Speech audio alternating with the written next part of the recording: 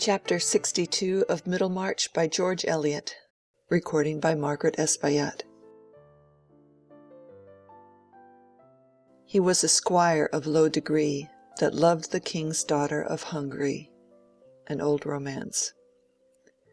Will Ladislaw's mind was now wholly bent on seeing Dorothea again, and forthwith quitting Middlemarch.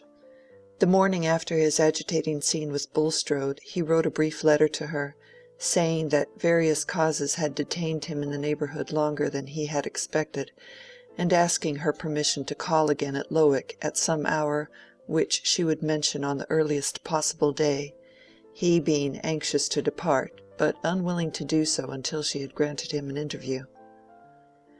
He left the letter at the office, ordering the messenger to carry it to Lowick Manor and wait for an answer. Ladislaw felt the awkwardness of asking for more last words. His former farewell had been made in the hearing of Sir James Chettam, and had been announced as final even to the butler.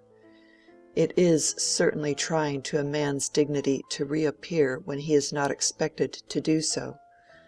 A first farewell has a pathos in it, but to come back for a second lends an opening to comedy, and it was possible even that there might be bitter sneers afloat about Will's motives for lingering. Still it was on the whole more satisfactory to his feeling to take the directest means of seeing Dorothea than to use any device which might give an air of chance to a meeting of which he wished her to understand that it was what he earnestly sought. When he had parted from her before, he had been in ignorance of facts which gave a new aspect to the relation between them, and made a more absolute severance than he had then believed in. He knew nothing of Dorothea's private fortune, and being little used to reflect on such matters, took it for granted that according to Mr. Casaubon's arrangement marriage to him, Will Ladislaw, would mean that she consented to be penniless. That was not what he could wish for even in his secret heart, or even if she had been ready to meet such hard contrast for his sake. And then, too, there was the fresh smart of that disclosure about his mother's family, which, if known, would be an added reason why Dorothea's friends should look down upon him as utterly below her. The secret hope that after some years he might come back with the sense that he had at least a personal value equal to her wealth seemed now the dreamy continuation of a dream. This change would surely justify him in asking Dorothea to receive him once more.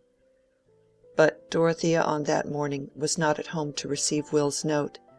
In consequence of a letter from her uncle announcing his intention to be home in a week, she had driven first to Freshitt to carry the news, meaning to go on to the Grange to deliver some orders with which her uncle had entrusted her, thinking, as he said, "a little mental occupation of this sort good for a widow." If Will Ladislaw could have overheard some of the talk at Freshitt that morning, he would have felt all his suppositions confirmed as to the readiness of certain people to sneer at his lingering in the neighbourhood. Sir James, indeed, though much relieved concerning Dorothea, had been on the watch to learn Ladislaw's movements, and had an instructed informant in Mr. Standish, who was necessarily in his confidence on this matter. That Ladislaw had stayed in Middlemarch nearly 2 months after he had declared that he was going immediately, was a fact to embitter Sir James' suspicions, or at least to justify his aversion to a young fellow whom he represented to himself as slight, volatile, and likely enough to show such recklessness as naturally went along with the position unriveted by family ties or a strict profession. But he had just heard something from Standish which, while it justified these surmises about Will, offered a means of nullifying all danger with regard to Dorothea. Unwonted circumstances may make us all rather unlike ourselves. There are conditions under which the most majestic person is obliged to sneeze, and our emotions are liable to be acted on in the same incongruous manner. Good Sir James was this morning so far unlike himself that he was irritably anxious to say something to Dorothea on a subject which he usually avoided as if it had been a matter of shame to them both. He could not use Celia as a medium, because he did not choose that she should know the kind of gossip he had in his mind, and before Dorothea happened to arrive he had been trying to imagine how, with his shyness and unready tongue, he could ever manage to introduce his communication. Her unexpected presence brought him to utter hopelessness in his own power of saying anything unpleasant. But desperation suggested a resource. He sent the groom on an unsaddled horse across the park with a penciled note to Mrs. Cadwallader, who already knew the gossip, and would think it no compromise of herself to repeat it as often as required. Dorothea was detained on the good pretext that Mr. Garth, whom she wanted to see, was expected at the Hall within the hour, and she was still talking to Caleb on the gravel when Sir James, on the watch for the rector's wife, saw her coming and met her with the needful hints. "Enough! I understand," said Mrs. Cadwallader. "You shall be innocent. I am such a blackamoor that I cannot smirch myself." "I don't mean that it's of any consequence," said Sir James, disliking that Mrs. Cadwallader should understand too much. "Only it is desirable that Dorothea should know there are reasons why she should not receive him again, and I really can't say so to her. It will come lightly from you." It came very lightly indeed. When Dorothea quitted Caleb and turned to meet them, it appeared that Mrs. Cadwallader had stepped across the park by the merest chance in the world, just to chat with Celia in a matronly way about the baby. And so Mr. Brooke was coming back? Delightful! Coming back, it was to be hoped, quite cured of parliamentary fever and pioneering. Apropos of the pioneer, somebody had prophesied that it would soon be like a dying dolphin, and turn all colors for want of knowing how to help itself, because Mr. Brooke's protege, the brilliant young Ladislaw, was gone or going. Had Sir James heard that? The three were walking along the gravel slowly, and Sir James, turning aside to whip a shrub, said he had heard something of that sort. "All false," said Mrs. Cadwallader. "He is not gone or going, apparently.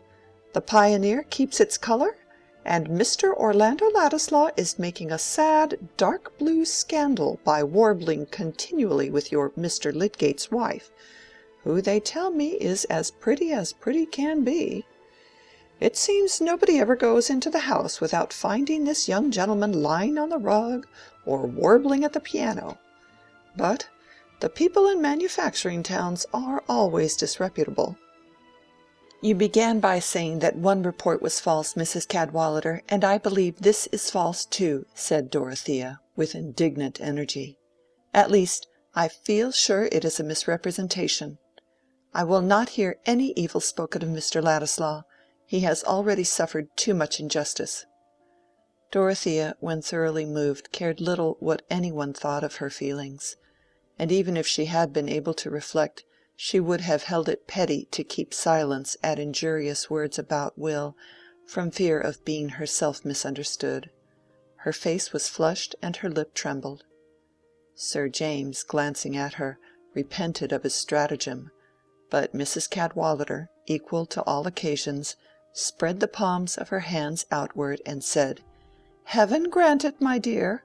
I mean that all bad tales about anybody may be false. But it is a pity that young Lydgate should have married one of these Middlemarch girls. Considering he's a son of somebody, he might have got a woman with good blood in her veins, and not too young, who would have put up with his profession. There's Clara Harfager, for instance, whose friends don't know what to do with her, and she has a portion. Then we might have had her among us. However, it's no use being wise for other people. Where is Celia? Pray let us go in." "I am going on immediately to Tipton," said Dorothea, rather haughtily. "Good-bye." Sir James could say nothing as he accompanied her to the carriage. He was altogether discontented with the result of a contrivance which had cost him some secret humiliation beforehand. Dorothea drove along between the buried hedgerows and the shorn cornfields, not seeing or hearing anything around. The tears came and rolled down her cheeks, but she did not know it.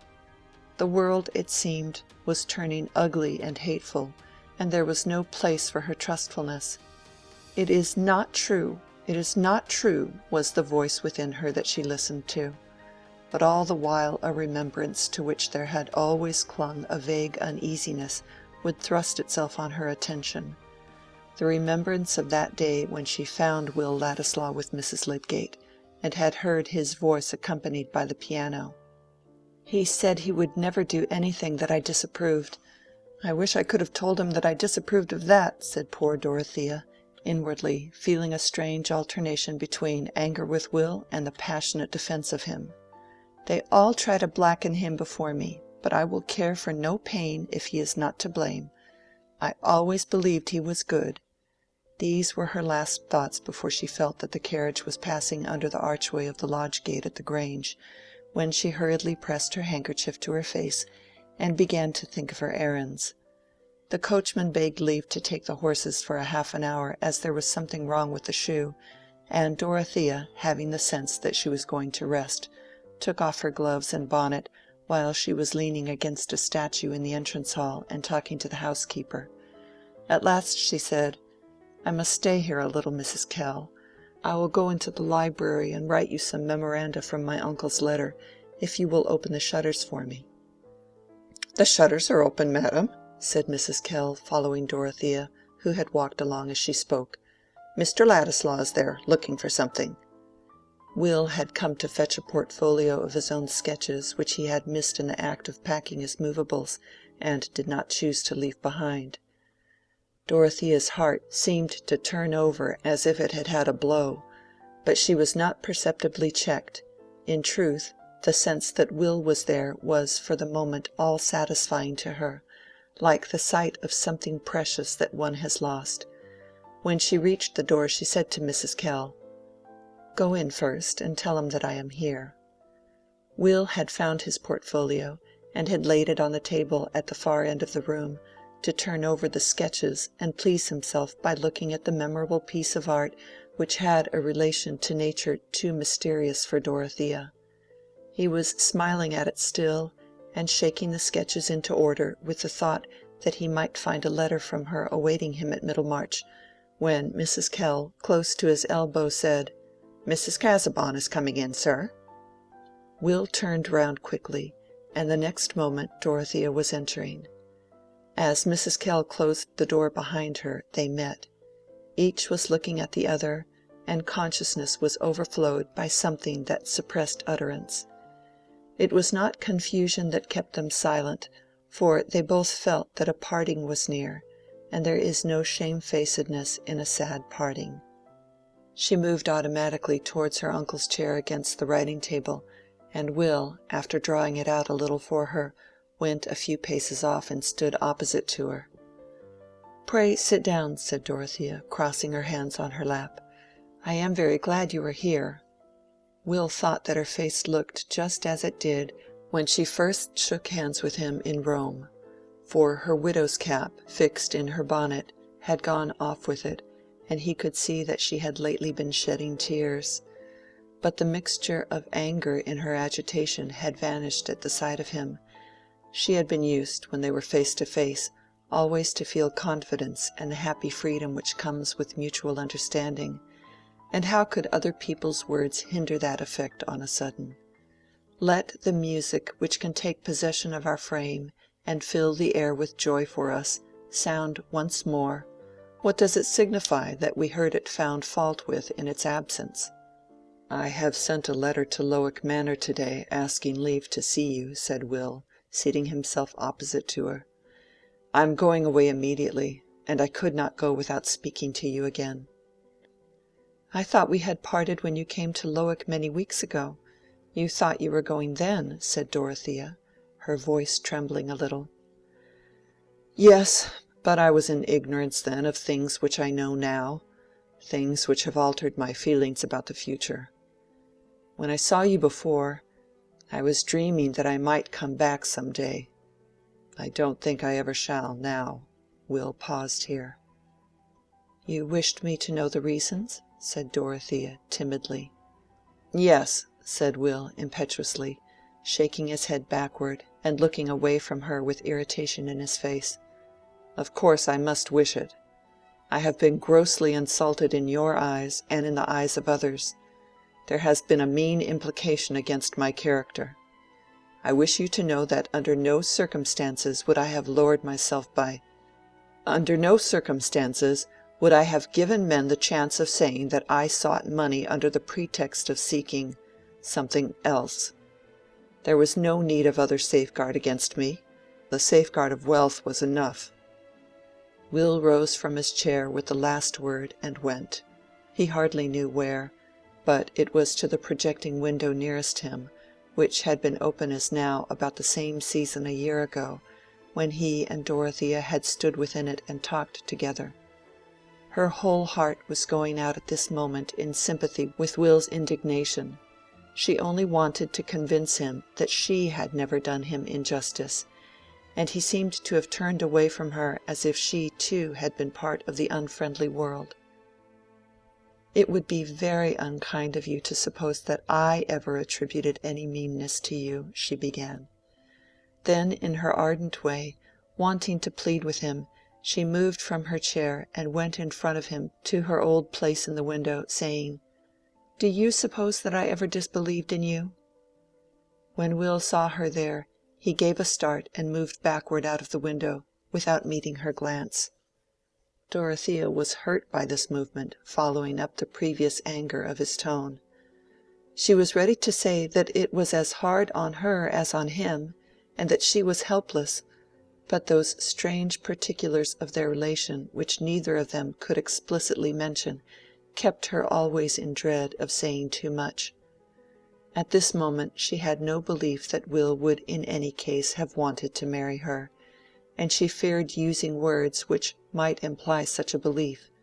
She only said earnestly, recurring to his last word, "I am sure no safeguard was ever needed against you." Will did not answer. In the stormy fluctuation of his feelings, these words of hers seemed to him cruelly neutral, and he looked pale and miserable after his angry outburst. He went to the table and fastened up his portfolio, while Dorothea looked at him from the distance. They were wasting these last moments together in wretched silence. What could he say, since what had got obstinately uppermost in his mind was the passionate love for her which he forbade himself to utter? What could she say, since she might offer him no help, since she was forced to keep the money that ought to have been his? Since today he seemed not to respond as he used to do to her through trust and liking. But Will at last turned away from his portfolio and approached the window again. "I must go," he said, with that peculiar look of the eyes which sometimes accompanies bitter feeling, as if they had been tired and burned with gazing too close at a light. "What shall you do in life?" said Dorothea, timidly. "Have your intentions remained just the same as when we said good-bye before?" "Yes," said Will, in a tone that seemed to waive the subject as uninteresting.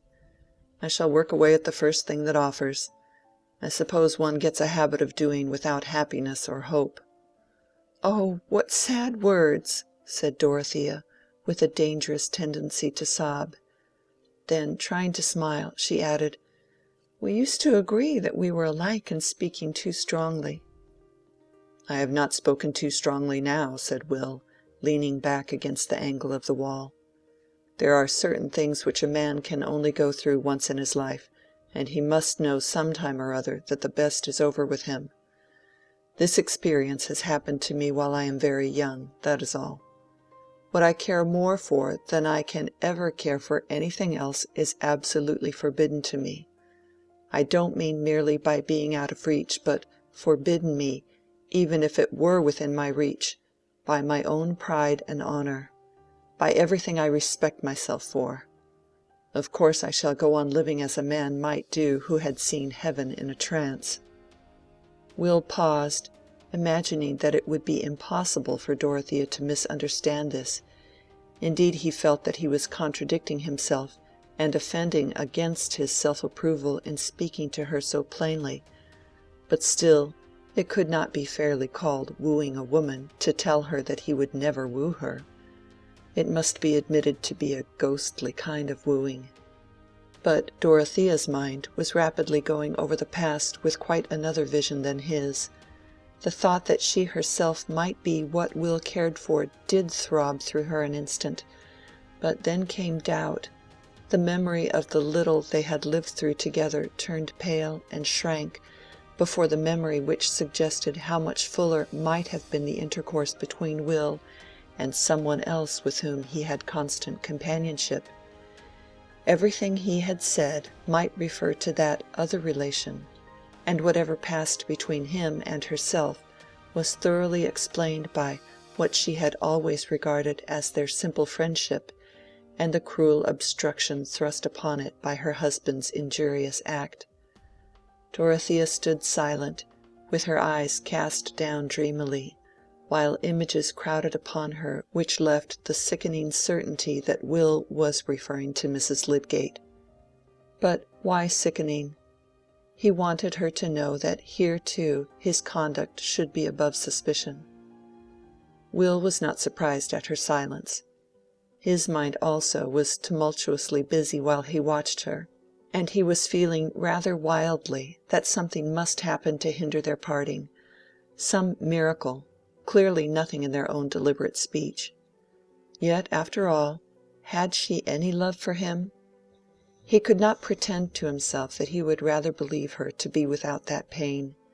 He could not deny that a secret longing for the assurance that she loved him was at the root of all his words. Neither of them knew how long they stood in that way.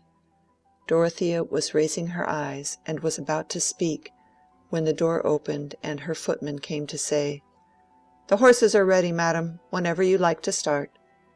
"Presently," said Dorothea.